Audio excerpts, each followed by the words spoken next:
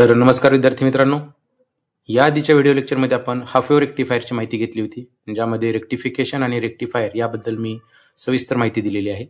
ज्यांचा कोणाचा half wave rectifier बघायचा राहिला असेल त्यांनी माझ्या YouTube चॅनलवर जाऊन हाफ वेव्ह रेक्टिफायर पाहून घ्यावा. तर आजच्या व्हिडिओ लेक्चरमध्ये आपण पाहणार आहोत फुल वेव्ह रेक्टिफायर.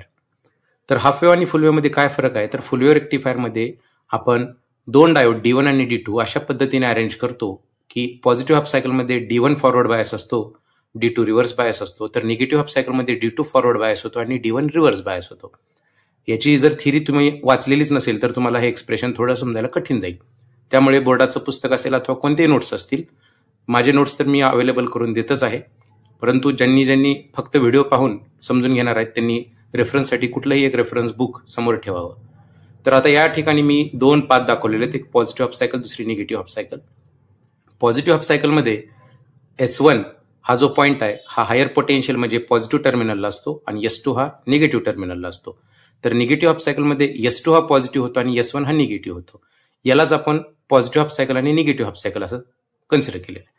आता या डायग्राममध्ये आपल्याला इनपुट AC ज्याचं रेक्टिफिकेशन आपल्याला आउटपुटमध्ये पाहायला मिळणार आहे, तर त्यातली पूर्णच्या पूर्ण AC वेव्ह रेक्टिफाय होते का नाही यावरून ह्याचे नाव दिलेलं आहे.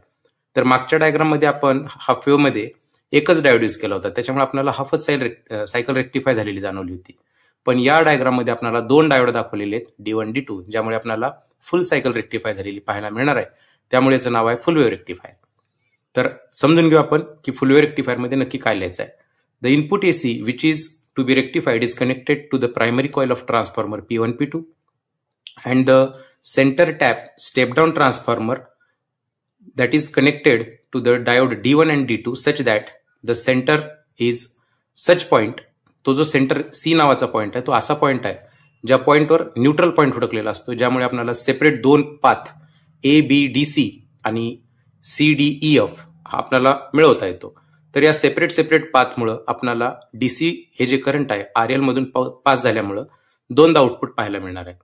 तर पॉझिटिव्ह हाफ सायकलच्या दरम्यान काय झालं, निगेटिव्ह हाफ सायकलच्या दरम्यान काय झालं आणि समोरची डायग्राम आपल्याला एक्सप्लेन करायची आहे. एवढं लिहिल्यानंतर आपल्याला खालचा जो ग्राफ आहे तो ग्राफ एक्सप्लेन केल्यानंतर आपल्याला जवळपास 4 मार्काचे एक्सप्रेशन आहे. समजून घेतलं तर खूप सोपं आहे.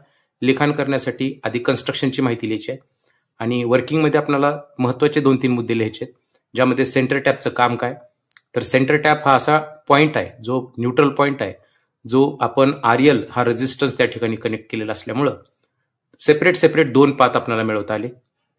त्यानंतर पॉझिटिव्ह हाफ सायकलमध्ये आणि निगेटिव्ह हाफ सायकलमध्ये काय घडते एवढं लिहून आपल्याला आउटपुट समजून सांगायचं आहे. तर during positive half cycle S1 is at positive potential and S2 is at negative potential. Hence diode D1 is in forward bias and diode D2 is in reverse bias. मग रिव्हर्स बायसमध्ये ordinary diode conduct होत नाही, त्यामुळे D2 या पाथमधून CDEF या पाथमधून current न फ्लो झाल्यामुळं ABDC या पाथमधून करंट फ्लो होतं, कारण डायोड D1 हा फॉरवर्ड बायस असतो. तर निगेटिव्ह हाफ सायकलमध्ये S2 हा पॉझिटिव्ह पोटेन्शियलला असतो आणि S1 हा निगेटिव्हला असल्यामुळे डायोड D1 हा रिव्हर्स बायस होतो, तर डायोड D2 हा फॉरवर्ड बायस होतो. त्यामुळं आपल्याला IDC करंट हे CDEF या पाथमधून फ्लो होताना दिसतं.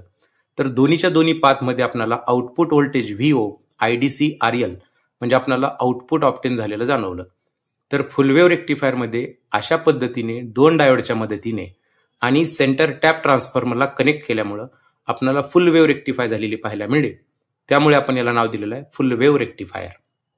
तर आपल्याला खाली ग्राफ दिलेला आहे इनपुट AC आणि तो जो D1 D2 आहे तो आहे तुमचा आउटपुट DC. तर इनपुट AC पॉझिटिव्ह हाफ सायकलमध्ये D1 कंडक्ट करतोय, तर निगेटिव्ह हाफ सायकलमध्ये D2 कंडक्ट करतोय. अशाच पद्धतीनं ही जर सायकल रिपीट होत राहिली तर आपल्याला दोन्ही वेळेस आउटपुट पाहायला मिळणार आहे. तर यालाच नाव दिलेलं आहे आपण फुल वेव्ह रेक्टिफायर. तर तुम्ही याचे नोट्स तुम्हाला जर पाहिजे असतील तर मला कमेंट सेक्शनमध्ये फक्त नोट्स एवढंच टाईप करायचं आहे, तुमच्यापर्यंत नोट्स मिळून जातील. थँक्यू.